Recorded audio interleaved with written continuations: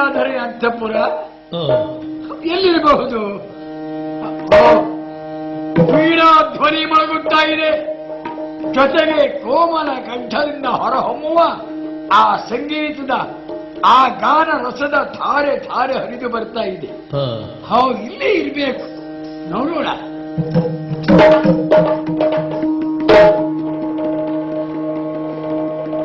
ಕಂಡ ಕಲಾಧರನು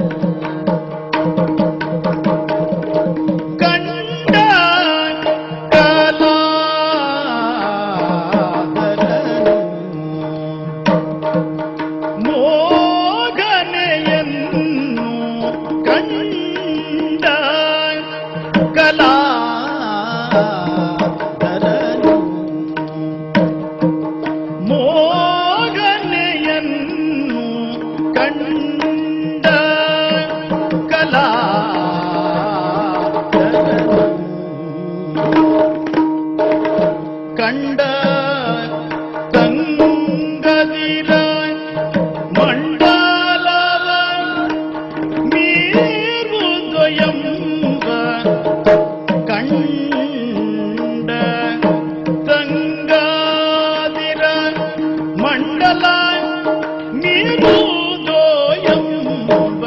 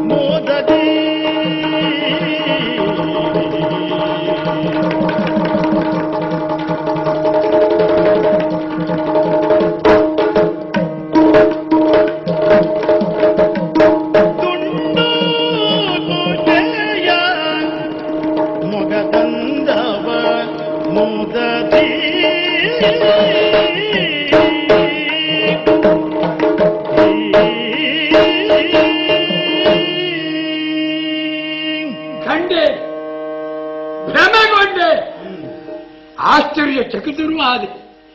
ಕಾರಣ ಇವಳ ಮುಖಮಂಡಲದ ಆ ಸೊಬಗು ಚಂದ್ರಬಿಂಬವನ್ನೇ ಹೋಲಿಸುತ್ತಾ ಇದೆ, ಹೋಲುತ್ತಾ ಇದೆ.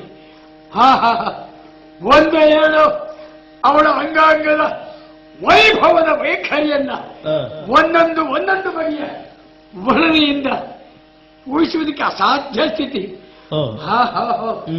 ಕಾಮ ಕಂಡೆಯದ ಸಿರಿ, ಲೋಕದವಳೊಂದು ಪ್ರೇಮದ ರಸದ ಐಸಿರಿ, ನೋಡಲು ರಸ ಗಂಗೆಯಲ್ಲಿ ಮುಳುಗಾಡಲು, ಅರ್ಚನವೇ ನಾಮನ ಮಾಡಲು, ನನ್ನ ಆಶಯಕ್ಕೆ ಪ್ರತಿ ಹಾಡಲು. ನಿಜ, ಆ ಭಾಗ್ಯ ಸಂಪತ್ತಿನ, ಆ ಎದೆಯ ಸೌಭಾಗ್ಯದ ಸಂಪತ್ತಿನ ಯೋಗ ಎಲ್ಲರಿಗೂ ಸಿಗುವುದಲ್ಲ, ಎಲ್ಲರಿಗೂ ದಕ್ಕುವುದು ಅಲ್ಲ.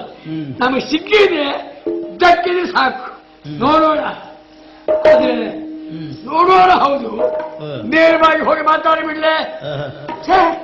ನಮ್ಮ ಅಭಿಮಾನಕ್ಕೆ ಹೊರತೆ ಈ ದೇಶದ ಪ್ರಧಾನಮಂತ್ರಿಯ ಮಗನಂತಹ ಕಲಾವಿದರಿಗೆ ಅಭಿಮಾನ ಭಂಗ ಅಂತಾದ್ರೆ ಅದು ಅನರ್ಥದ ಪರಂಪರೆ.